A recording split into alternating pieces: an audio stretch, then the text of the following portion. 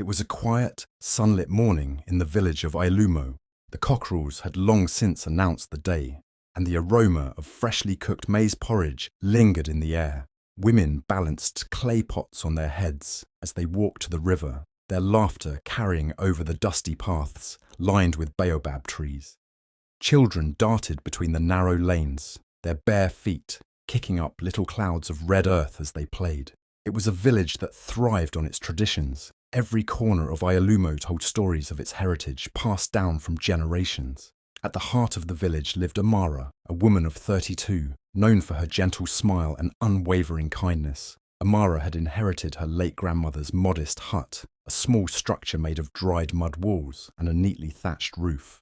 Every morning, she could be seen sweeping her compound with a broom made of palm fronds, humming songs her mother used to sing. Amara was a seamstress by trade, her hands skillfully stitching vibrant kente cloths and repairing torn garments for her neighbours. Life had not been easy for her, but she carried herself with quiet strength. Orphaned as a child, Amara was raised by her grandmother, who had instilled in her a deep respect for the old ways. A woman's hands must always be busy, her grandmother would say, and Amara had taken this to heart. Though life often tested her, she was known for her generosity, even sharing what little she had with those in need. Despite her admirable qualities, Amara lived a solitary life. Her closest companions were her younger brother Obi, who was often away working as a farmhand, and her neighbour, Mama Nkechi, a boisterous elder who never missed a chance to share the latest gossip. The villagers whispered about why Amara had never married, but she paid no mind. To her, solitude was peaceful, and she valued her independence. But unknown to everyone, Amara harboured a secret, one that would shake the very foundations of the village if it ever came to light. She had an unusual obsession, one that defied explanation and yet consumed her in ways even she couldn't fully understand. Each night, when the village was asleep, Amara would creep out of her hut, moving silently as the shadows. She would steal into the homes of unsuspecting villagers, guided by an unspoken urge, and take with her the one thing no one would expect: their underwear. For years she had kept this strange habit hidden. The items she took were never worn or sold. They were carefully stored in a box beneath her bed. To Amara, they weren't trophies. They were something more complex, a peculiar comfort and a growing burden of guilt she couldn't shake. Little did she know, her secret would soon unravel, dragging the entire village into a whirlwind of revelation, betrayal, and unspoken fears.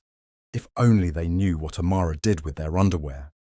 But for now, the morning went on, blissfully unaware of the storm brewing in its midst.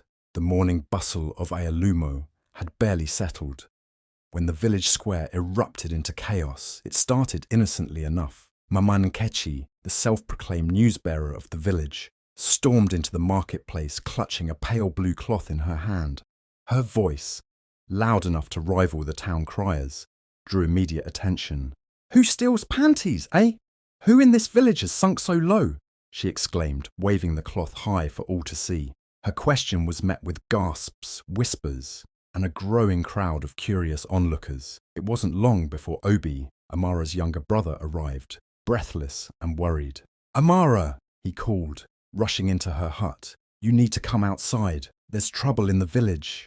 Amara had been in the middle of folding freshly sewn garments, her hands still smelling of the indigo dye she had used earlier. Her heart skipped a beat at Obi's words. Trouble in the village? Her stomach tightened as she stepped out, drawn toward the commotion like everyone else. At the centre of the crowd stood Mama Nkechi, her face flushed with a mix of anger and triumph. "For weeks now, things have been disappearing," she declared, glaring at the gathering villagers. "Underclothes of all things. And today, I found this one in the bush behind my hut. Who is doing this shameful act? Who is it that disrespects our homes and traditions?" The villagers murmured amongst themselves, their eyes darting suspiciously at one another. Amara's breath quickened. She felt the box hidden beneath her bed calling out to her, like a dark secret exposed to the sun. Meanwhile, a voice cut through the murmurs, sharp and cruel. "It's someone in this village. I'm sure of it." It It was Adana, Amara's estranged cousin. Adana had always carried a quiet grudge against Amara, fueled by years of jealousy. Where Amara was admired for her kindness, Adana was often dismissed as selfish and manipulative. "Why don't we search the homes?" Adana suggested, her lips curling into a sly smile. "If no one is guilty, then there should be no problem." Amara froze, her pulse pounding in her ears. A search? She wanted to scream, to run, to confess, anything to stop what was coming. But her legs felt rooted to the ground. The villagers seemed hesitant at first, but Mama Nkechi, emboldened by Adana's suggestion, nodded vehemently. "Yes, let us search. Whoever is doing this must be punished. This is a disgrace." Amara's mind raced. She couldn't let them search her home. The box beneath her bed would betray her, exposing not just her secret, but also the fragile trust she had built with the villagers. She thought of Obi. How would he look at her if he knew? And the children who brought her torn clothes to fix, their innocent smiles a daily comfort. But before she could say anything, another voice chimed in. "Let us not act hastily," said Baba Aid, the village elder, his deep voice commanding respect. "A search should be a last resort. For now, let us remain watchful and investigate quietly." The crowd reluctantly agreed, dispersing with a mixture of relief and lingering suspicion. But Amara knew this reprieve was temporary. Someone was determined to uncover the truth, and it was only a matter of time before her secret came to light. Later that night, as the village fell into uneasy silence, Amara sat on the edge of her bed, staring at the box beneath it. Tears welled up in her eyes as shame and fear threatened to consume her. Why couldn't she stop? What had started as a harmless quirk had spiraled into something she couldn't control.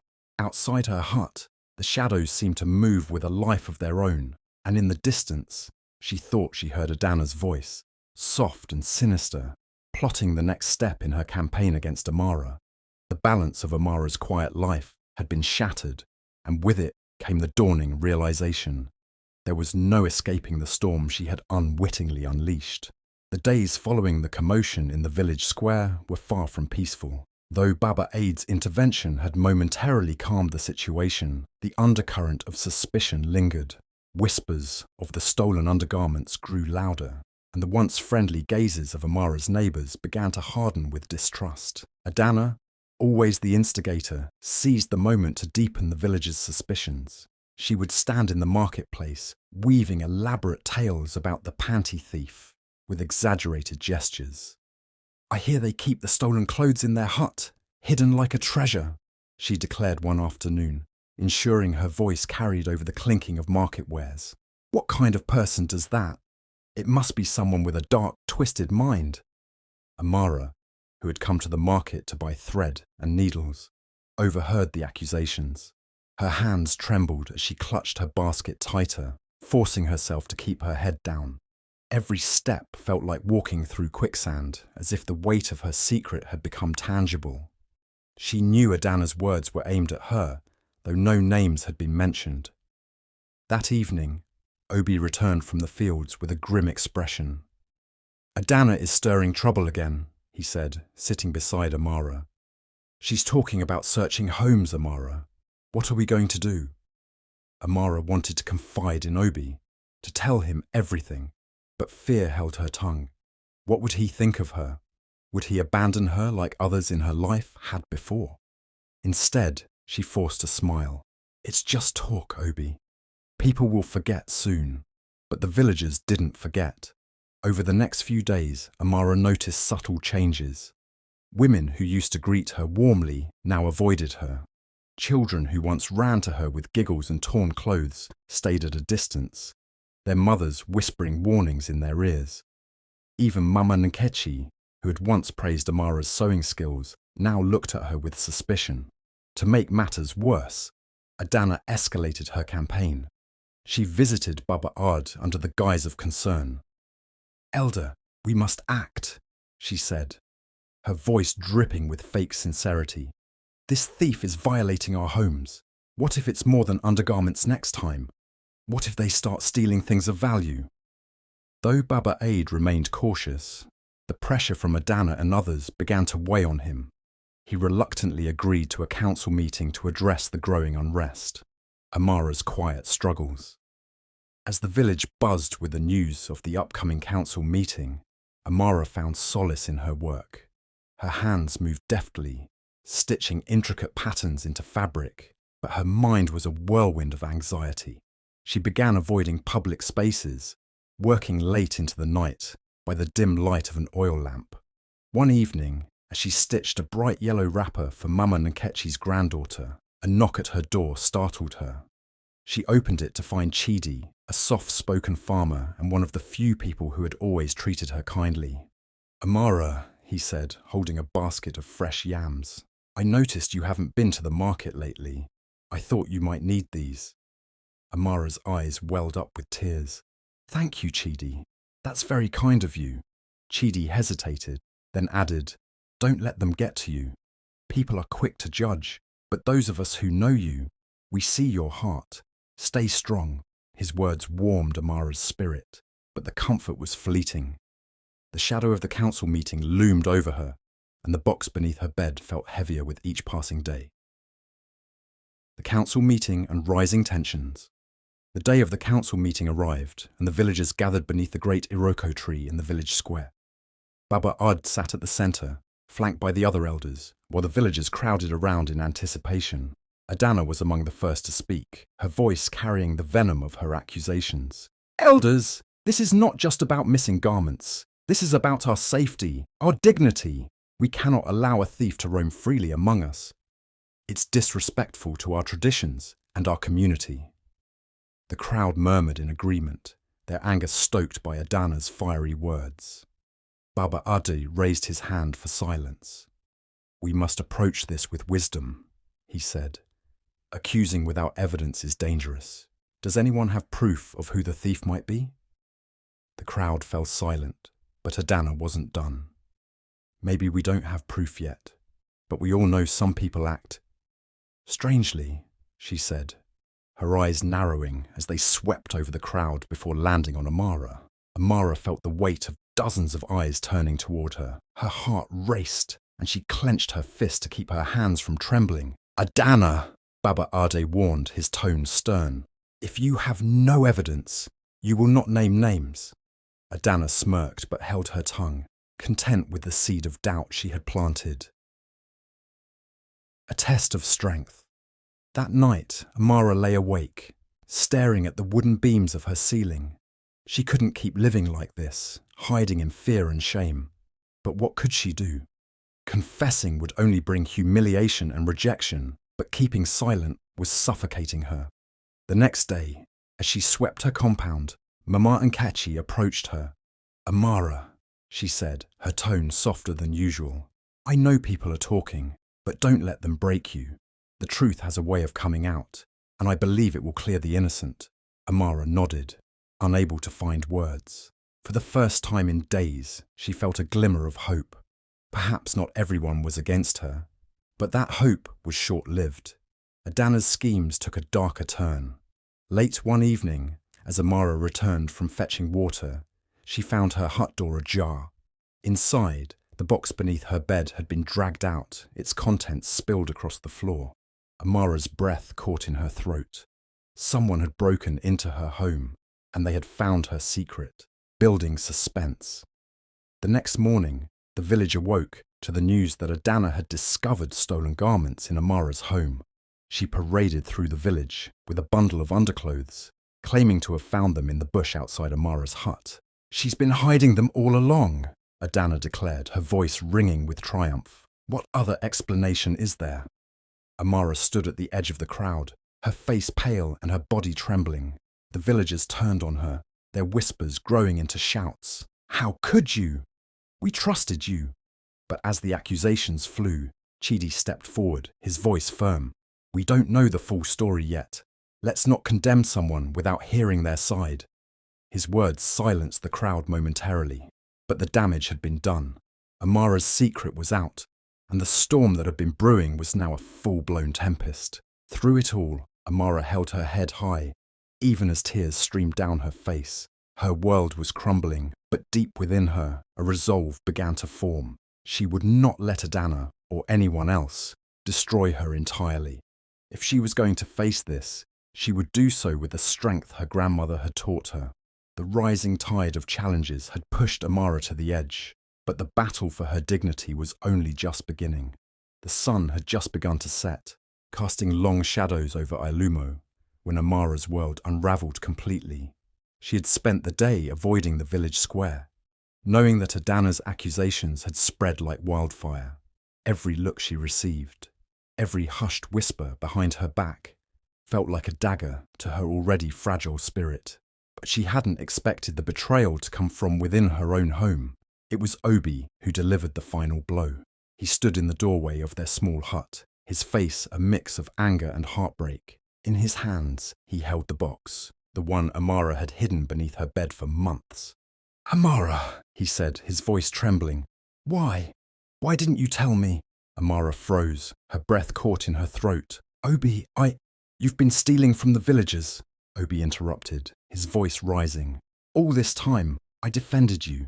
I told them you couldn't possibly do something like this. And now—" He gestured to the box, its contents spilling out onto the floor, panties of all colours and sizes. Amara's knees buckled, and she sank to the ground. Tears streamed down her face as she tried to explain. "I didn't mean to hurt anyone, Obi. It started as a compulsion.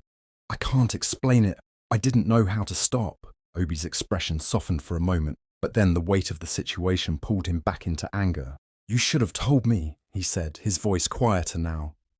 "I could have helped you. But now, the entire village is against you.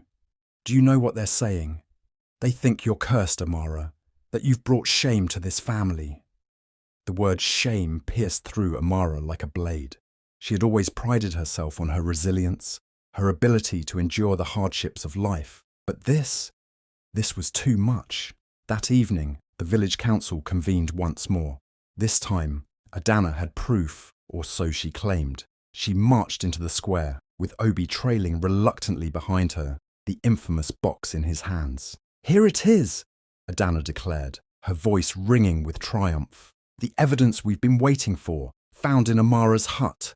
The crowd erupted into chaos. Some shouted for punishment, while others looked on with expressions of pity or disbelief. Baba Aid raised his hand for silence, his face grim. "Amara," he said, his voice steady but filled with disappointment. "Do you have anything to say for yourself?" Amara stepped forward, her legs shaking beneath her. She felt the weight of the villagers' eyes on her, their judgment pressing down like a heavy storm cloud. Her throat was dry, her voice barely a whisper as she spoke. I'm sorry," she began, tears streaming down her face. "I never meant to hurt anyone.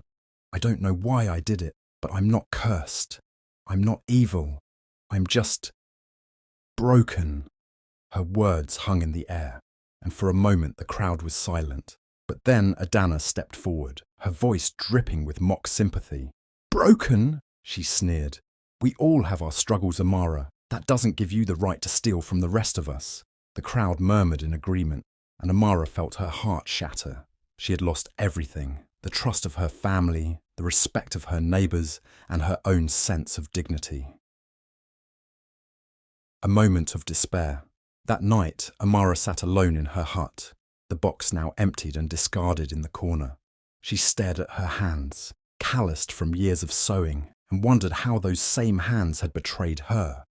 Her thoughts spiralled into darkness. Perhaps the villagers were right. Perhaps she was cursed. After all, who else would do something so senseless, so shameful? She thought of leaving the village, disappearing into the forest and starting anew where no one knew her name. But even that thought felt hollow. She had nowhere to go, no one to turn to. As the night deepened, the weight of her despair became unbearable. She buried her face in her hands and sobbed, her cries muffled by the stillness of the night. A hint of hope. Just before dawn, a soft knock at the door startled Amara.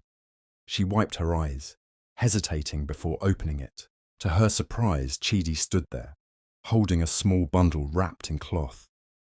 "I heard what happened," he said quietly, stepping inside. "I wanted to check on you."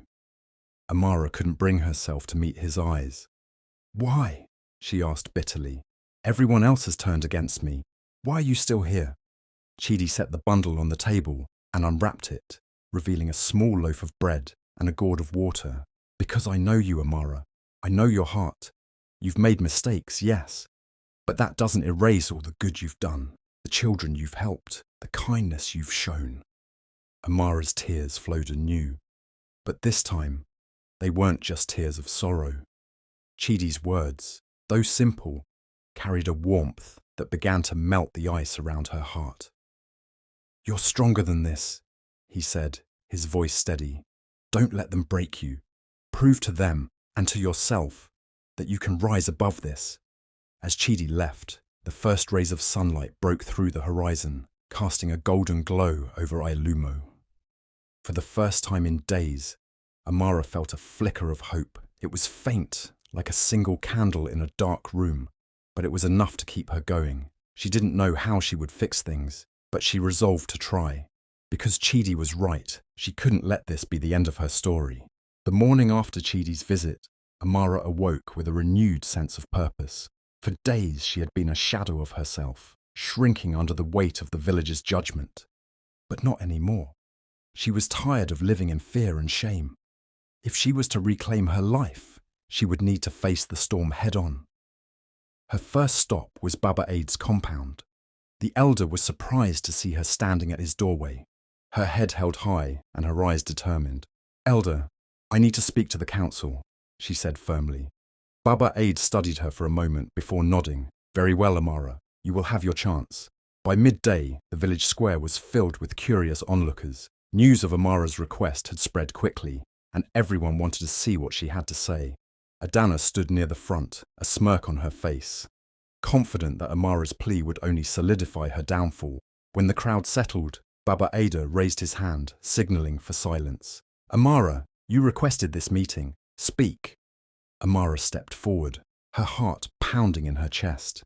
She took a deep breath, summoning every ounce of courage she had. "I know I've wronged this village," she began, her voice steady. "I took things that didn't belong to me, and for that, I'm deeply sorry. But I am not here to defend my actions. I am here to tell the truth." The crowd murmured, but Amara pressed on. "I have struggled with a compulsion I didn't understand. It started after my mother passed, and I found myself alone. Taking those garments gave me a strange sense of comfort, though I knew it was wrong. I didn't know how to stop, and I was too ashamed to ask for help." Her voice broke slightly, but she steadied herself.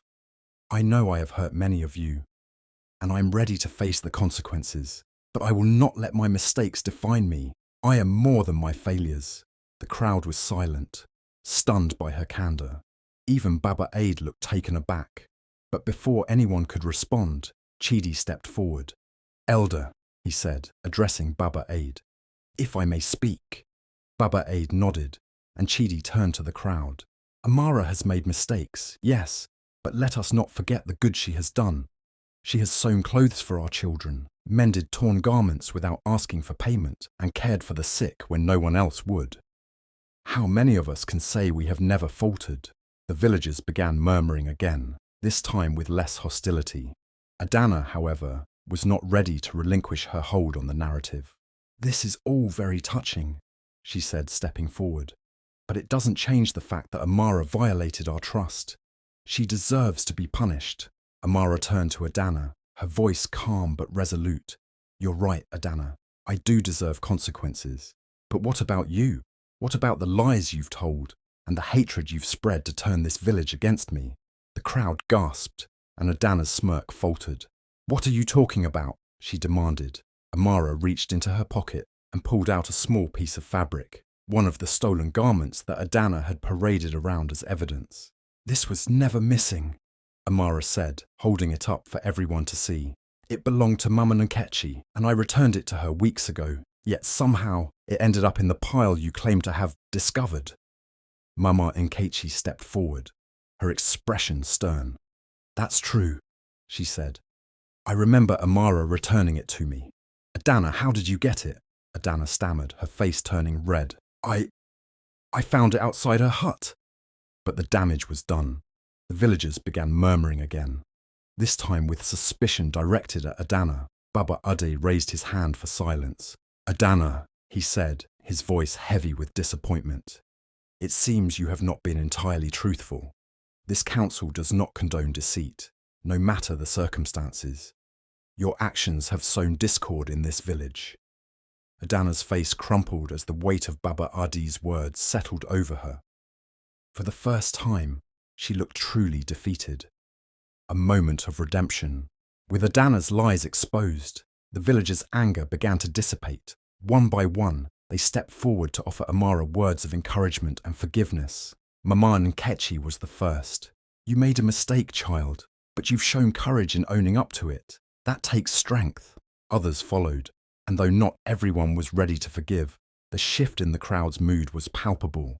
Later that evening, as the sun dipped below the horizon, Chidi approached Amara at her hut. He carried a small basket of freshly picked mangoes and a warm smile. "You did well today," he said, handing her the basket. Amara smiled faintly. "I'm not sure what comes next," she admitted. Chidi's smile widened. "What comes next is up to you, but whatever it is, you won't face it alone." Resolution of conflict. In the weeks that followed, Amara worked tirelessly to rebuild her life. She apologized personally to every villager she had wronged, offering to sew garments or repair their belongings as a gesture of penance. Slowly but surely, the village began to accept her again. Adana, on the other hand, retreated into the shadows. Her schemes had backfired spectacularly, and her once influential voice had lost its power. As for Amara, she found a new sense of purpose. With Chidi's encouragement, she began teaching young girls in the village how to sew, passing on the skills that had once been her solace. And though the road ahead was still uncertain, she faced it with a strength and resilience she hadn't known she possessed, because Amara had learned the most important lesson of all. It wasn't the mistakes she had made that defined her, but the courage she showed in rising above them. The days in Ailumo grew brighter, both for the village and for Amara. Her public confession and acts of redemption had softened even the harshest hearts. The once shunned seamstress had become a symbol of resilience and transformation, proving that even the most broken of lives could be mended with honesty and determination. Amara's small sewing workshop, tucked behind her hut, became a bustling hub of activity. Women and girls from the village flocked to learn the craft, eager to earn a livelihood or simply enjoy the camaraderie she fostered. The workshop wasn't just about sewing, it was about healing, laughter, and second chances. Chidi remained by her side, his steadfast support and quiet encouragement becoming a source of strength for Amara. Their bond deepened with time, blossoming into a love that was pure and unwavering. When Chidi finally asked for her hand in marriage, it wasn't in a grand gesture, but in the simplest, most heartfelt way, over a shared meal in her humble hut. She said yes, tears of joy streaming down her face. Their wedding was a celebration that brought the entire village together. It was a testament to Amara's journey, a moment that symbolized unity and forgiveness. Even those who had once judged her harshly joined in the festivities, offering blessings and well wishes. As for Adana, her schemes had left her isolated. The exposure of her deceit had cost her the trust of the community, and she withdrew from the spotlight she had once craved. Over time, she approached Amara in private, her eyes filled with remorse. "I was wrong," Adana admitted, her voice trembling. "I let my jealousy blind me, and I hurt you in ways I cannot undo. I'm sorry." Amara studied her for a moment, then smiled gently. "I forgive you," she said. "Holding on to anger only keeps us chained to the past. Let's both move forward." Though their relationship never fully mended, Adana's apology marked a turning point for her. Humbled by her downfall, she began to focus on her own life, striving to rebuild her standing in the village through honest work.